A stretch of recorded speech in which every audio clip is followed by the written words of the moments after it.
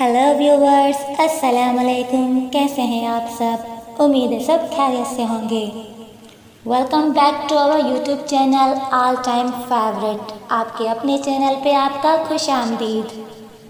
तो जैसा कि अभी हमारा नॉवेल चल रहा है जन्नत के पत्ते, जिसकी 5 एपिसोड्स चल चुकी हैं। जिन्होंने अभी तक पिछली एपिसोड्स नहीं देखी हैं, बराए मेहरबानी हमारे चैनल पे उनकी लिंक्स मौजूद है, आप वहां से देख सकते हैं। और मोर एपिसोड्स के लिए चैनल सब्सक्राइब करना ना भूलिएगा और बेल आइकन को ज़रूर प्रेस कीजिएगा। तो जैसे ही हमारी न्यू एपिसोड्स अपलोड होंगी, आपको जल्दी से जल्द नोटिफिकेशन मिल जाएगा। तो काफ़ी दिनों बाद हमारी एपिसोड अपलोड हो रही है, तो बिना वक्त ज़ाया किए आइए चलते हैं एपिसोड नंबर 6 की तरफ, जन्नत के पत्ते। हया बीबी बोल भी चुको। अब वो गाड़ी लॉक करती खौफज़दा हुई। आपको इरम बीबी बुला रही हैं। खैरियत नहीं लगती जी, वो बहुत रो रही हैं, ज़फ़र ने राज़दारी से बताया। तो वो चौंकी। अच्छा, मैं आती हूँ, तुम ये मेरा बैग अंदर रख दो। लाउंज में साइमा ताई और सोनिया भाभी बैठी थीं। आहट पे सर उठाया। उसे देखकर दोनों ही मुस्कुरा दी। हया कैसी हो? बिल्कुल ठीक। इरम कहाँ है ताई अम्मा? मुझे बुला रही थी। अंदर कमरे में होगी। ओके, मैं देख लेती हूँ। इरम के कमरे का दरवाज़ा खोला तो इरम बेड पे अकड़ू बैठी थी। सामने लैपटॉप खुला पड़ा था। इरम के चेहरे पे आंसू लड़ियों की सूरत बह रहे थे। इरम क्या हुआ? वो कदरे फिक्रमंदी से इरम के पास आ बैठी। इरम ने सुर्ख मतूरम आँखें उठाकर हया को देखा। उसकी आंखों में कुछ था जो उसे ठटका गया। हया, एक बात बताओ। उसका रंधा हुआ लहजा अजीब सा था। बोलो, हम शरीफ लड़कियां हैं क्या? अपने बारे में तो यकीन है, मगर तुम्हारा मामला ज़रा मशकूक है। उसने माहौल का बोझलपन दूर करने को कहा, मगर इरम मुस्कुराई तक नहीं। नहीं हया, हम दोनों का एक ही मामला है। क्यों पहेलियाँ बुझवा रही हो? हुआ क्या है? हया, मुझे बताओ, क्या हम मुजरा करने वालियाँ हैं? वो एकदम रोने लगी थी। इरम, वो शद्दर रह गई। बताओ, क्या हम तवाइफे हैं? वो और ज़ोर से रोने लगी। इरम, बात क्या हुई है? हया, बोलो, बताओ, हम ऐसी हैं क्या? नहीं, बिल्कुल नहीं। फिर ये क्या है? इरम ने लैपटॉप की स्क्रीन का रुख उसकी तरफ किया। क्या है ये? उसने उलझन से स्क्रीन को देखा। उस पर एक वीडियो चल रही थी। वीडियो का कैप्शन ऊपर रोमन उर्दू में लिखा हुआ था, शरीफों का मुजरा। वीडियो किसी शादी के फंक्शन की थी। डांस फ्लोर पे मुँह रक्स 2 लड़कियाँ। एक का लहंगा गोल्डन था और दूसरी का सिल्वर। पूरी छत जैसे उसके सर पे आ गिरी। नहीं, वो करंट पाकर उठी। ये क्या है? ये शरीफों का मुजरा है हया, और ये हमने किया है। ये दावर भाई की शादी की वीडियो है जो किसी ने इंटरनेट पे डाल दी है। ये पढ़ो। वीडियो डालने वाले ने अपना ईमेल एड्रेस भी दिया है, जिस पर मेल करके पूरे डांस की वीडियो भी हासिल की जा सकती है। ये देखो, इस वीडियो को 3 दिन से सैकड़ों लोग देख चुके हैं। हया, हम बर्बाद हो चुके हैं, हम कहीं के नहीं रहे। उसके कानों से धुआं निकलने लगा। नहीं, ये मैंने नहीं किया। वो एकदम पीछे हो रही थी। उसके लब कपकपा रहे थे। इरम उसी तरह बलक बलक कर रो रही थी। मैं मुजरा करने वाली नहीं हूँ, मैं शरीफ लड़की हूँ। ये हम ही है हया, हम बर्बाद हो गए। पापा तो मुझे गोली मार देंगे इरम, मुझे तो जिंदा गाड़ देंगे। मगर ये वीडियो किसने बनाई? हमने तो मूवी वाले को मना कर दिया था। किसी ने छुप के बनाई होगी। कुछ करो इरम। उसका सख्ता टूटा। वो तेज़ी से इरम के करीब आई। मैंने इस वेबसाइट पे रिपोर्ट तो की है, लेकिन वेबसाइट ने एक्शन लेकर वीडियो हटा दी। तो भी ये सीडीज़ पे हर जगह मिल रही है। ऐसी चीज़ें मिनटों में तो फैलती हैं। हम कहाँ से हटवाएंगे? खुदाया, ये क्या हो गया? अगर बाबा या फिर किसी भाई वगैरह को मालूम हो गया तो? ओ खुदाया, हम क्या करें? सोच सोच के दिमाग फटा जा रहा था, मगर कोई हल नज़र नहीं आ रहा था। शाम में वो सो रही थी कि राहील का फ़ोन आ गया। उसके दिमाग में खतरे का अलार्म बजने लगा। हेलो हया, कैसी हो? रुहैल की आवाज़ में गर्मजोशी थी। वो कुछ अंदाज़ा न कर पाई। ठीक, तुम ठीक हो? एकदम फिट। मैंने तुम्हें मुबारकबाद देनी थी। किस बात की? भाई, तुम एक्सचेंज प्रोग्राम के तहत टर्की जा रही हो। और किस बात की भला? ओह अच्छा, थैंक यू सो मच। उसकी अटकी हुई सांस बहाल हुई। कब तक जाना है? वो खुशी से पूछ रहा था। जनवरी के एंड तक या फरवरी की शुरुआत में। वो, क्या तुम इधर सबीन फूफो की फैमिली से मिलोगी? पता नहीं, अभी सोचा नहीं है। क्या बात है, तुम अपसेट लग रही हो? वो ज़रा परेशान हुआ। अरे नहीं, वो फ़ौरन संभली और फिर इधर उधर की बातें करके खुद को नॉर्मल ज़ाहिर करने में कामयाब हो ही गई। फ़ोन बंद हुआ तो वो इरम की तरफ चली आई। یوں منہ سر لپیٹ کر بیٹھنے سے کچھ نہیں ہوگا تو کیا کریں؟ ارم نے تکیہ پھینکا اور اٹھ بیٹھی۔ سب سے پہلے تو سارے گھر کے کمپیوٹر سے اس ویب سائٹ کو بلاک کرتے ہیں تاکہ کم از کم گھر والوں کو تو نہ پتہ چلے، پھر اس کا کوئی مستقل حل سوچتے ہیں۔ ٹھیک ہے چلو۔ امید کا سرا نظر آتے ہی ارم اٹھ کھڑی ہوئی۔ بنا کسی دقت کے جب وہ تمام کمپیوٹرز پر اس ویب سائٹ کو بلاک کر چکی تو سائمہ تائی نے آ کر بتایا کہ رات میں ارم کو دیکھنے کے لیے تایا فرقان کے کوئی فیملی فرینڈ بما خاندان آ رہے ہیں۔ رسمی کارروائی تھی کیونکہ رشتہ تو وہ ڈھکے چھپے لفظوں میں مانگ ہی چکے تھے۔ حیا سب کچھ بھول بھال کر پرجوش ہو گئی۔ ہمارے دلہا بھائی بھی ساتھ ہی آئے ہیں، حیا نے آ کر ارم کو بتایا۔ تم ایسے کیوں بیٹھی ہو؟ ارم نے آہستہ سے سر اٹھایا۔ وہ ویڈیو دفع کرو اسے، آؤ سب بلا رہے ہیں۔ لڑکے کو اس کی والدہ ماجدہ نے اندر بلایا ہے تمہیں دکھانے کے لیے۔ آؤ۔ اس نے ہاتھ پکڑ کر اسے کھڑا کیا۔ وہ ارم کو پکڑے ڈرائنگ روم میں آ گئی۔ سامنے دو سنگل صوفوں پہ ایک نفیس سی خاتون اور ایک خوبصورت سا نوجوان بیٹھا تھا۔ بس بھابھی، ہمیں تو اپنے جیسے ہی بچی چاہیے، با حیا، با پردہ، صوم و صلاۃ کی پابند، وہ خاتون مسکرا کے کہہ رہی تھی۔ ارے مسز کریم، ہماری ارم تو کبھی سر ڈھکے بغیر گیٹ سے باہر نہیں نکلتی۔ السلام علیکم۔ وہ ارم کو ساتھ لیے اندر داخل ہوئی۔ اس کے سلام پر سب نے سر اٹھا کے دیکھا۔ ارم جھکی جھکی نگاہوں کے سے سامنے ایک صوفے پہ بیٹھ گئی۔ حیا بھی ساتھ ہی تھی۔ بیگم کریم کی مشفق سی آنکھوں میں ارم کے لیے پسندیدگی کی جھلک اٹھی تھی۔ انہوں نے تائیدی انداز میں اپنے سمارٹ سے بیٹے کو دیکھا، مگر وہ ارم کو نہیں بلکہ بہت غور سے حیا کو دیکھ رہا تھا۔ اور بیٹا آپ کیا کرتی ہیں؟ بیٹے کو متوجہ نہ پا کر وہ ارم سے مخاطب ہوئی۔ جی ماسٹرز کر رہی ہوں انگلش لٹریچر میں، ارم نے جھکی جھکی نظروں سے جواب دیا۔ تب ہی حیا کو محسوس ہوا کہ وہ لڑکا مسلسل اسے دیکھ رہا تھا، بڑی جانچتی نظروں سے۔ دفعتاً اس نے پاکٹ سے اپنا بلیک بیری فون نکالا اور خاموشی سے سر جھکائے بٹن پریس کرنے لگا۔ خواتین آپس میں مصروف تھیں مگر حیا کو کچھ عجیب سا محسوس ہو رہا تھا۔ تبھی ہولے سے اس کے موبائل سے مائی نیم از شیلا کی آواز گونجی، جسے اس نے فوراً بند کر دیا۔ شیلا کے ساتھ شادیوں کا مخصوص شور بھی سنائی دیا تھا اور ارم نے بھی شاید کچھ سنا تھا۔ تبھی چونک کر گردن اٹھائی اور پھر قدرے سبکی سے واپس جھکا دی۔ حیا کو اپنے جسم سے جان نکلتی ہوئی محسوس ہوئی۔ کیا دنیا اتنی چھوٹی تھی؟ وہ اب اسکرین پہ کچھ دیکھ رہا تھا، کبھی اسکرین پہ دیکھتا اور کبھی حیا اور ارم کے چہروں پہ نظر ڈالتا۔ صاف ظاہر تھا کہ وہ کچھ ملانے کی صحیح کر رہا تھا۔ پھر ایک دم وہ اٹھا اور تیزی سے کمرے سے نکل گیا۔ ایک شرمندہ سی خاموشی نے سارے ماحول کو گھیر لیا۔ حیا نے سر جھکا دیا، اسے اپنا دل ڈوبتا ہوا سا محسوس ہوا تھا۔ وہ بہت بے چین سی بیٹھی غائب دماغی سے ٹی وی دیکھ رہی تھی۔ ریموٹ ہاتھ میں پکڑا ہوا تھا، جہاں موبائل کمپنی کے ساتھ غیر تصدیق شدہ سم کا استعمال قانوناً جرم ہے PTA لکھا آ رہا تھا۔ جانے کب پوز کا بٹن اس سے دبا اور اشتہار وہیں رک گیا۔ وہ اتنی دور بھٹکی ہوئی تھی کہ پلے بھی نہ کر سکی۔ دفعتاً دروازے میں فاطمہ بیگم کی شکل دکھائی دی۔ بہت تھکی تھکی سی اندر داخل ہو رہی تھیں۔ حیا ریموٹ پھینک کر تیزی سے اٹھی۔ کیا بات تھی؟ سائمہ تائی نے کیوں بلایا تھا؟ ارم کے رشتے کے لیے جو لوگ اس دن آئے تھے انہوں نے انکار کر دیا ہے، حالانکہ رشتہ مانگ چکے تھے۔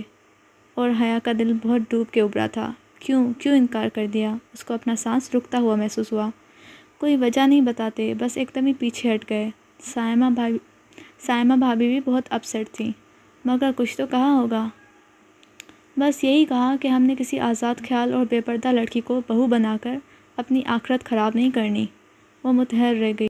چند روز قبل سنا تائی کا فقرہ سماعت میں گونجا تھا، جب فرقان نے سختی کی کہ بھلا ایسی بے پردہ اور آزاد خیال لڑکی کو بہو بنا کر ہم نے اپنی آخرت بگاڑنی ہے کیا؟ تب کہیں جا کر وہ مانا۔ کیا اس کو مکافات عمل کہتے ہیں؟ کیا دوسروں کی بیٹیوں پہ انگلیاں اٹھانے والوں کے گھروں پہ وہی انگلیاں لوٹ کے آتی ہیں؟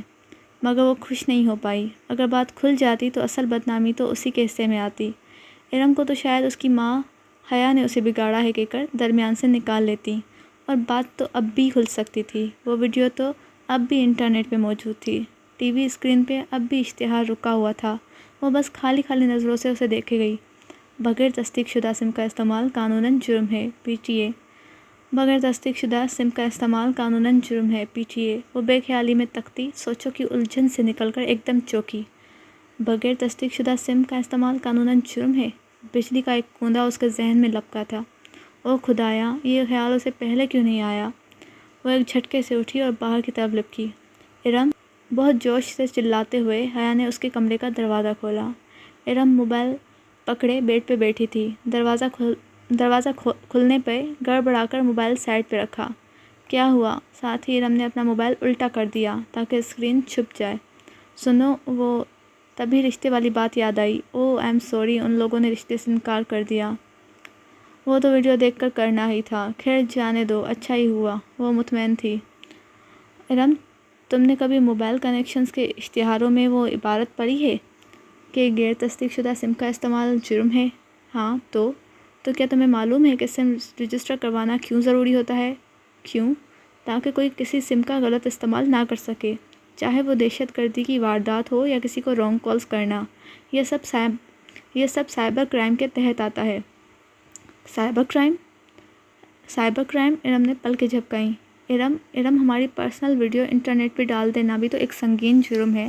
ہم اس کی رپورٹ کر سکتے ہیں، مگر ہم کس کو رپورٹ کریں گے؟ وہ نیم رضامند ہوئی تو حیا نے جھٹ اپنا موبائل نکالا۔ PTA کو دروازہ بند کرو، میں ہیلپ لائن سے نمبر لیتی ہوں۔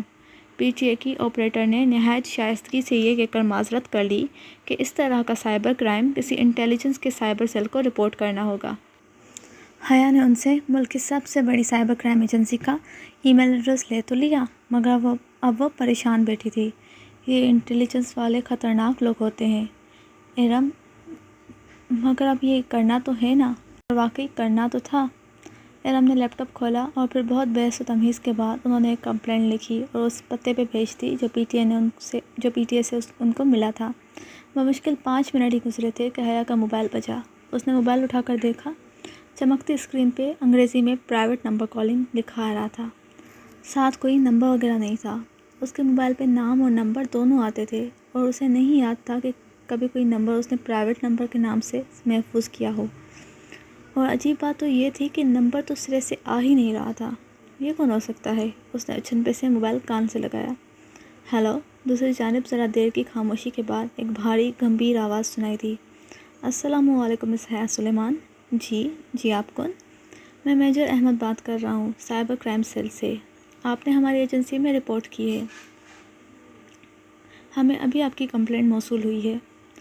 وہ جو بھی تھا بہت خوبصورت بولتا تھا، گہرا، گمبھیر مگر نرم لہجہ، جس میں ذرا سی چاشنی بھری تپش تھی، گرم اور سرد کا امتزاج۔ مگر میں نے کمپلینٹ میں اپنا نمبر تو نہیں لکھا تھا، وہ دھک دھک کرتے دل کے ساتھ کہہ رہی تھی۔ ارم بھی حیرت بھرے خوف سے اس کو دیکھ رہی تھی۔ جواباً وہ دھیرے سے ہنس دیا۔ نمبر تو بہت عام سی چیز ہے مس حیا سلیمان، میں تو آپ کے بارے میں بہت کچھ جانتا ہوں۔ یہی کہ آپ سلیمان اصغر کی بیٹی ہیں، آپ کے والد کا امپورٹ ایکسپورٹ کا بزنس ہے، آپ کا بھائی روہیل جارج بیس یونیورسٹی میں زیر تعلیم ہے، خود آپ انٹرنیشنل اسلامک یونیورسٹی میں LLB honours Shariah and law کے 5ویں سال میں ہیں۔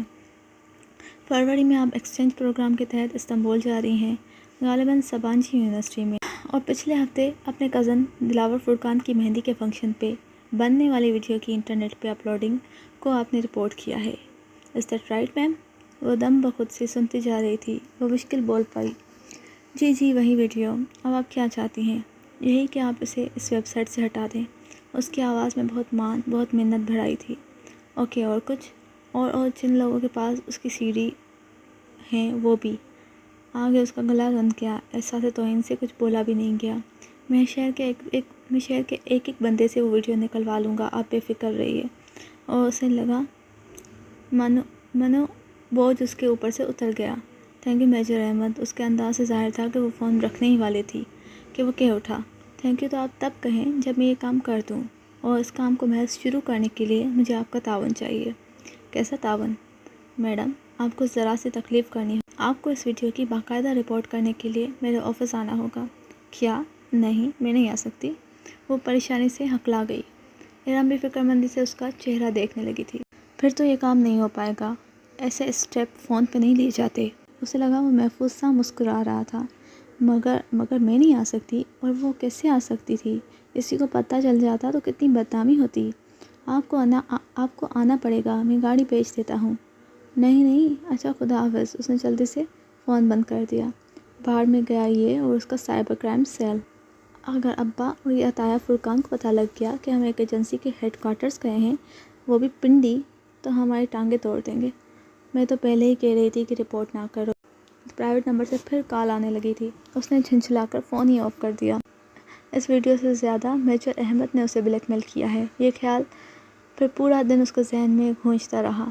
وہ بہت تھکی ہوئی پاسپورٹ آفس سے نکلی تھی۔ اسلام آباد سے پنڈی کا اتنا لمبا اور رش بڑی سڑک پہ تھکا دینے والا سفر کر کے وہ آج پاسپورٹ آفس اپنا پاسپورٹ اٹھانے آئی تھی، مگر یہاں علم ہوا کہ 14 جنوری کو ہی پاسپورٹ مل پائے گا، اور ابھی 14 جنوری میں ہفتہ رہتا تھا۔ واپسی پہ بھی اتنا ہی رش تھا، ہائی وے گاڑیوں سے بھری پڑی تھی اور گاڑیوں کا یہ سیلاب بہت سست روی سے بہہ رہا تھا۔ سگنل پہ اس نے گاڑی روکی اور شیشے کھول دیے۔ اس کا ذہن ابھی تک پاسپورٹ میں الجھا ہوا تھا۔ اگر 14 جنوری کو پاسپورٹ ملے تو ابھی ویزا لگتے لگتے بہت دیر ہو جائے گی۔ ابھی ٹکٹس نہیں آئی تھیں، مگر کچھ اندازہ تو تھا کہ فروری کے آغاز سے جنوری کے اختتام تک اسے ٹرکی جانا تھا، یعنی کم و بیش 15 دن اس کو ویزے کے لیے ملتے، اور ٹرکی کا ویزا تو کبھی 15 دن میں نہیں لگ پاتا۔ پھر وہ انہیں سوچوں میں الجھی تھی، یکایک کوئی اس کی کھلی کھڑکی پہ جھکا۔ سونیو، کیا سوچ رہے ہو؟ وہ بری طرح چونکی اور سر اٹھا کر دیکھا۔ وہ وہی تھا، ڈولی، چمچم کرتے ہرے لباس میں ملبوس، وگ والے بالوں کو جوڑا اور شوخ میک اپ۔ ناگواری کی ایک لہر اس کے چہرے پہ سمٹ آئی۔ اسے بھول گیا کہ کبھی ڈولی نے اس پہ کوئی احسان کیا تھا۔ ہٹو سامنے سے، وہ جھڑک کر بولی تھی۔ وہ کھلی کھڑکی میں کچھ یوں ہاتھ رکھے کھڑا تھا کہ وہ شیشہ اونچا کر ہی نہیں سکتی تھی۔ لو باجی، میں تو سلام دعا کرنے آئی تھی اور آپ تو غصہ ہو رہی ہو۔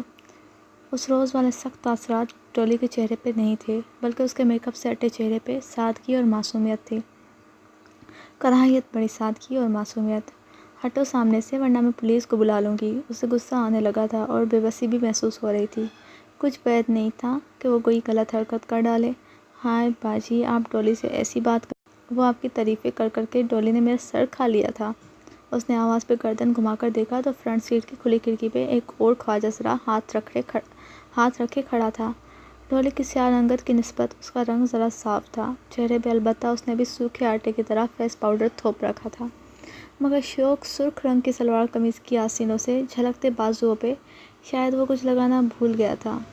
وہ دونوں ہاتھ کھڑکی کی چوکھٹ میں دیے جھکے کھڑے تھے۔ یہ کون ہو تم؟ ہٹو میری گاڑی سے۔ اسے ٹھنڈے پسینے آنے لگے تھے۔ وہ تنہا تھی اور ٹریفک بلاک، سامنے کوئی ٹریفک پولیس مین بھی نظر نہیں آ رہا تھا۔ یہ جی میری بہن ہے پنکی، بڑا شوق تھا ایسے آپ سے ملنے کا۔ اس نے بازو بڑھا کے فرنٹ ڈور کا شیشہ اونچا کرنا چاہا، مگر پنکی نے اپنا ہاتھ اندر کر دیا۔ ایک دم سے اس کی کلائی سامنے آئی تھی۔ حیا نے دیکھا پنکی کی کلائی پہ گلابی سرخ سا 1 انچ کا کانٹا بنا ہوا تھا، جیسے جلا ہوا ہو یا شاید برتھ مارک۔ ہٹو آئی سے گیٹ لاسٹ۔ وہ عالم تیش میں فرنٹ ڈور کا شیشہ اوپر کرنے لگی، مگر پنکی نے اس پہ ہاتھ رکھ دیے تھے۔ شیشہ اوپر نہیں ہو پا رہا تھا۔ باجی تسی کتنے سونے ہو، ایسے تو نہ کرو پنکی نال، اس کا ہاتھ زخمی ہو جائے گا جی۔ ڈولی نے پیچھے سے کہتے ہوئے ہاتھ بڑھا کر اس کے کندھے پہ رکھا تو وہ تیوڑا کر گھومی اور زور سے ڈولی کو دھکا دیا۔ وہ اس حملے کے لیے تیار نہ تھا، سو لڑکھڑا کے 2 قدم پیچھے ہٹا۔ اسے چند سیکنڈ مل گئے اور اس نے جلدی جلدی اپنی طرف شیشہ چڑھا دیا۔ اب تم بھی ہٹو ادھر سے، ورنہ میں لوگوں کو اکٹھا کر لوں گی۔ وہ بازو بڑھا کر پنکی کی طرف والا شیشہ بند کرنے لگی، مگر وہ اڑ ہی گیا تھا۔ باجی میں تو تانو ڈولی کی دل کی بات بتانے آئی تھی۔ سو ویورز، جنت کے پتے ایپیسوڈ نمبر 6 آپ کو کیسی لگی؟ کمنٹ سیشن میں ہمیں ضرور بتائیے گا، اپنی رائے سے آگاہ ہمیں ضرور کیجیے گا۔ کافی ٹائم بعد ایپیسوڈ اپلوڈ ہوئی ہے، آپ لوگوں کو انتظار تو ضرور رہا ہوگا۔ اپنے ویوز ہم سے ضرور شیئر کیجیے گا، اور نیکسٹ ایپیسوڈ کے لیے ہمارا چینل سبسکرائب ضرور کریں اور بیل آئیکن کو پریس کرنا بالکل مت بھولیں۔ جلدی ملیں گے نئی ایپیسوڈ کے ساتھ، ایپیسوڈ نمبر 7 کے ساتھ۔ تب تک کے لیے اپنا بہت سارا خیال رکھیے گا، دعاؤں میں یاد رکھیے گا۔ اللہ حافظ۔